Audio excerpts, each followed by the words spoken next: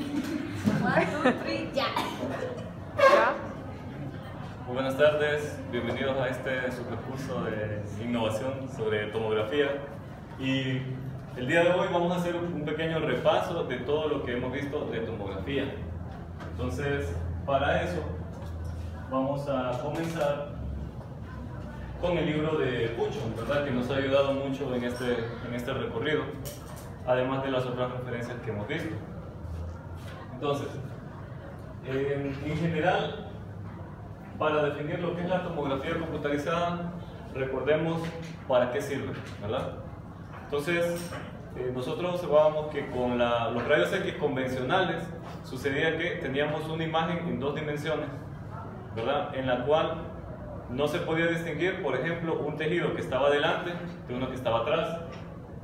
En el caso de un tórax, digamos, daba igual si la clavícula estaba aquí bien puesta o si estaba, por ejemplo, con algún pequeño problema en su ubicación con respecto a este plano que sería, el plano coronal, no tendría ninguna implicación, ¿verdad? ¿Por qué? Porque al final la imagen va a salir igual. O si tengo un objeto acá, un balín, vaya, por ejemplo, una bala, cuando se trata de estos problemas en los cuales se dan muy a menudo en las emergencias. Una bala, digamos, en una ubicación. Si la tengo aquí, o si la tengo 2 centímetros o 3 centímetros, en lo profundo, no importa. Para la radiografía en 2 dimensiones, es lo mismo. Sin embargo, para la tomografía, ahí sí, lo que se busca es buscar varios planos y así pues saber la ubicación precisa. De lo primero que se innovó en esta área es un tipo de... Los inicios de la tomografía era algo así: usar 2 proyecciones para una misma región anatómica, como en este caso. Usamos una proyección desde acá y entonces se puede ver más o menos, el objeto que yo busco está más o menos en esta dirección. Yo no sé si está aquí en la superficie o está 3 centímetros al fondo, pero al menos sé esa ubicación. Pero si ahora tomo una desde este ángulo, pues voy a saber ya con precisión, por medio de ecuaciones quizás pueda saber yo con precisión dónde queda, pero aún así no lo puedo visualizar. Sin embargo, ya en la tomografía lo que se hace es una reconstrucción en 3 dimensiones y de esa manera se sabe la ubicación de cada punto de densidad. Entonces esa es la gran innovación de la tomografía, ¿verdad? Ahora, observamos la primera generación. La primera generación de tomografía, la que diseñó al principio Hounsfield, era lo más sencillo del mundo, lo más sencillo que se podía concebir hasta ese tiempo, ¿verdad? Simplemente tenemos un haz de radiación en forma de lápiz y un detector, nada más. Vamos haciendo un mapeo, distintas líneas, hasta obtener un mapeo de toda la imagen. Cuando ya tenemos eso sería nuestra proyección 1. Entonces nos vamos a rotar cierto ángulo y vamos a hacer lo mismo. Entonces vemos que se necesita tanto la traslación del detector y el tubo de rayos X, como también se necesita la rotación, ¿verdad? Entonces, eso incurre en varios problemas. Problema número 1, el tiempo. En hacer tanto la rotación como la traslación, se gasta muchísimo tiempo. Problema número 2, solo tenemos un detector. Entonces, es algo muy lento también, ¿verdad? Problema número 3, bueno, la geometría. Sucede que si solo tenemos un haz de lápiz, tiene algo muy conveniente, y es de que podemos usar, en vez de rayos X, rayos gamma. Por ejemplo, en este primer experimento se usaron rayos gamma. El iridio tiene una energía más o menos como los rayos X que nosotros usamos, como de 100 y fracción kiloelectronvolts, ¿verdad? Entonces, ¿qué pasa? Con algunos de estos elementos se pueden producir buenas imágenes y con un espectro monocromático. Eso tiene varias ventajas. ¿Por qué? Porque ya sé cómo se van a comportar todos los rayos, todas las radiaciones. Sin embargo, el problema por el cual se usó un haz en lápiz es porque no querían lidiar con un espectro continuo de energía, como si se hace en rayos X. Ustedes saben que en rayos X tenemos un espectro continuo, ¿verdad? Tenemos energías muy bajas o la máxima. Si tenemos un espectro de 80 kiloelectronvolts, no todos los fotones son de 80 kiloelectronvolts, ¿cierto? Hay fotones de 50, de 30, de 20 kiloelectronvolts. Pero en este caso no. Al principio Hounsfield no quería complicarse con eso. Y lo que generó fue una geometría sencilla y una interacción con la radiación sencilla. Solamente un elemento monocromático. Y ya. Por eso se creó esto. Y fue exitoso. Eso lo podemos ver en el otro artículo que hemos estado viendo, ¿verdad? La primera imagen que obtuvo Hounsfield era esta, ¿verdad? Una imagen de un cráneo, la primera imagen anatómica. Entonces vemos nosotros que se ve algo pixeleado, era una matriz de 80 por 80, pero el algoritmo de reconstrucción era muy sencillo, porque simplemente yo tenía haces paralelos, ¿verdad? Y hasta por ecuaciones se podía resolver cuál era la densidad en cada punto. Entonces esa era la ventaja. Aquí está el montaje, cómo se miraba, ¿verdad? Solo se podía hacer tomografía de cráneo. Bueno, ahora, ya con la siguiente generación de tecnología, ya aceptó el haz de rayos X en abanico. ¿Por qué? Porque era más conveniente, más rápido, cubría un mayor volumen de tejido. En este caso, este haz en abanico podía ponerse varios detectores en una matriz y se podía obtener lo que antes costaba quizás un minuto, ahora se podía obtener en un segundo. ¿Por qué? Porque teníamos todo un mecanismo diseñado para detectar. ¿Cuál era el problema de la segunda generación? Pues que ahora la geometría es más difícil. Pero gracias a que Hounsfield utilizó pues, la transformada de Radon y la matemática de Komar, entonces debido a eso se logró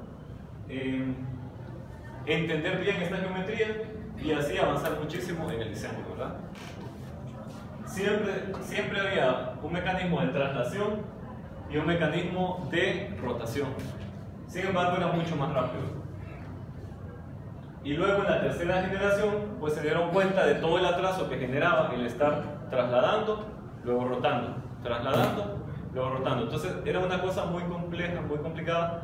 Entonces decidieron de una vez eliminar eso y que quedara solamente un sistema en rotación. Y eso es lo que se logró. Muy buen avance.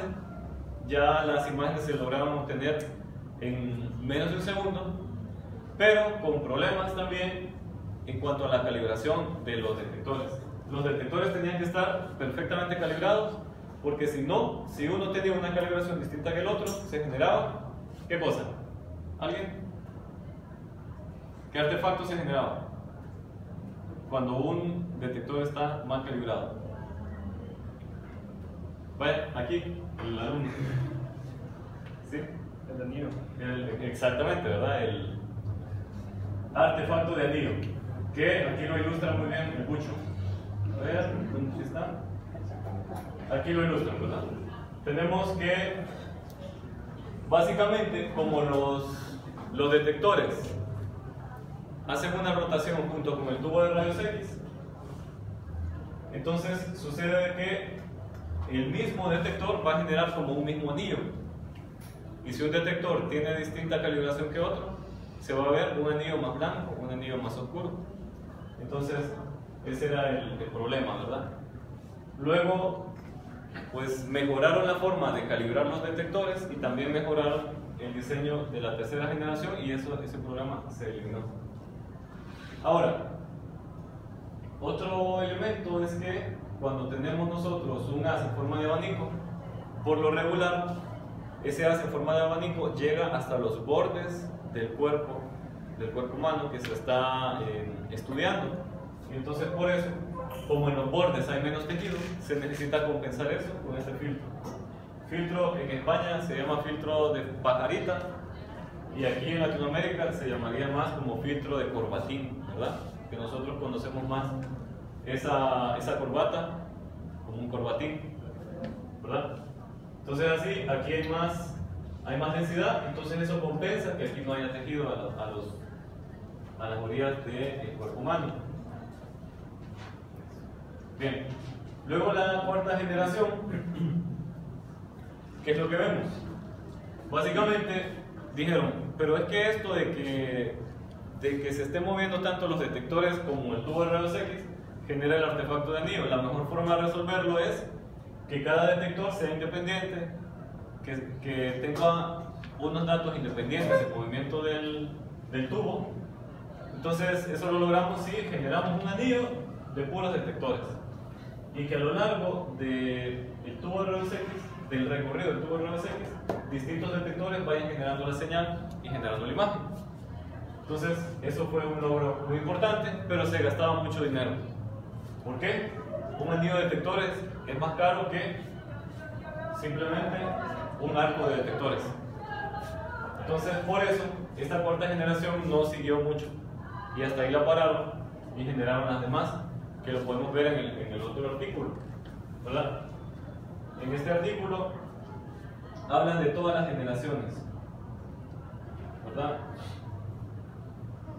Hablan de la quinta generación, que mencionan esta tecnología del Electron Beam CT, que básicamente consistía en dirigir los electrones hacia un blanco y ese blanco pues básicamente era como un anillo de tungsteno. Entonces usted tenía aquí la fuente de electrones y hacía que esa fuente de electrones se moviera a lo largo de distintos puntos del anillo de tungsteno y así se generaron los rayos X en distintos puntos.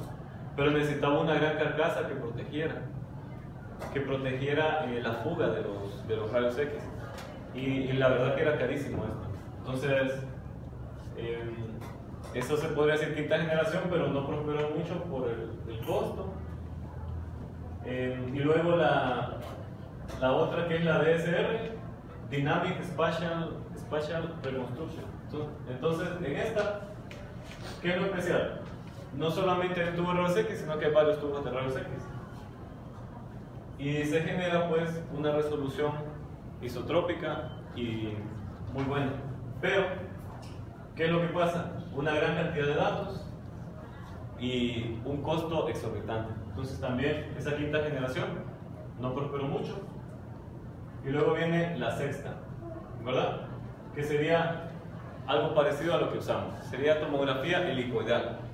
Entonces todo esto es lo que, estos aspectos teóricos, es lo que vamos a evaluar ahora en la siguiente prueba, ¿verdad? Es decir, ya vimos la parte numérica, la parte práctica, la parte de cálculos y ahora nos falta esto, la parte histórica, la parte de entender cómo se fue conceptualizando todo esto. Entonces, la tomografía helicoidal sería la sexta generación y miren, se basa en la tercera generación, la misma arquitectura, pero ahora helicoidal. Y helicoidal, en resumen, sería, tenemos ahora la capacidad de mover el tubo de rayos X constantemente, girando constantemente, y la camilla avanzando constantemente. Entonces eso genera al final, cuando nos ponemos en el punto de referencia del cuerpo humano, genera como una especie de resorte, ¿verdad? Un helicoide, un resorte. Entonces, a partir de eso se reconstruyen todos los datos de los voxeles que representarían al cuerpo humano. Entonces, ese sería el siguiente avance, ¿verdad? Finalmente, lo que tenemos actualmente aquí en el centro de imágenes es la séptima generación. Algunos no lo saben. Si ustedes le preguntan a un técnico, puede ser que los técnicos no sepan, piensan que es la tercera o la cuarta, ¿verdad? Pero aquí ya con este artículo ha condensado información pues de todo el mundo. Entonces ya ellos le llaman a esta tecnología de la tomografía helicoidal multicorte, le llaman séptima generación. Entonces eso es lo que me gusta de este artículo, que condensa muy bien esa información vasta que ustedes pueden encontrar muchísimo en internet, pero aquí en este artículo van a tener condensado todo. Entonces, la séptima generación sería tomografía helicoidal multicorte, ¿verdad? Aquí le dicen multitajada los colombianos, que fueron los que formularon este artículo, tanto colombianos como estadounidenses de la Clínica Mayo. A ver, bueno. Bien. Entonces ya con esto es la parte histórica, ¿verdad? Y la parte, esa parte histórica también tiene que ver con el diseño, o sea, es muy importante. No solamente es historia de aprenderse fechas y aprenderse quién lo hizo, que no sé qué, sino es aprender cómo fue evolucionando el concepto de tomografía, el concepto de obtener imágenes en 3 dimensiones a partir de una reconstrucción de proyecciones en 2 dimensiones, ¿verdad? Una proyección siempre va a generar algo en 2 dimensiones, pero se va a proyectar a generar algo en 3 dimensiones. Bueno, las partes del tomógrafo es algo bien intuitivo, ¿verdad? Simplemente una consola, el gantry, el tubo de rayos X. Entonces son cosas tan básicas que no me detengo mucho, ¿verdad? El cabezal. Lo que sí me puedo detener es ya en esto. Ya cuando vemos que al principio teníamos un detector, por ejemplo, un detector de 1 centímetro de espesor, y aquí teníamos el tubo de rayos X. Digamos que eso era la primera generación. Ya la segunda generación era simplemente, en vez de un detector, tengo 3 detectores, 5 detectores, y tengo el mismo haz, ¿verdad? De rayos X que cubre todo. Igual en la cuarta tenía un anillo, pero eran detectores así grandes. ¿Qué es lo que pasó con la tomografía multicorte?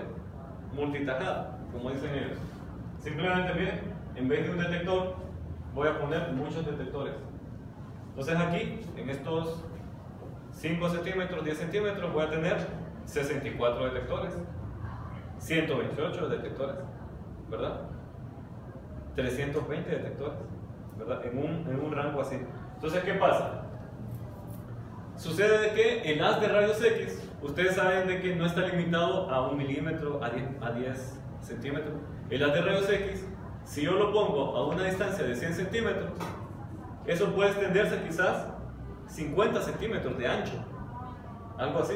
Entonces, si yo estoy colimando solamente a un detector de 10 centímetros, estoy perdiendo energía, estoy desperdiciando la energía. Por eso es importante el sistema multicorte. ¿Por qué? Yo lo hago lo más ancho que pueda.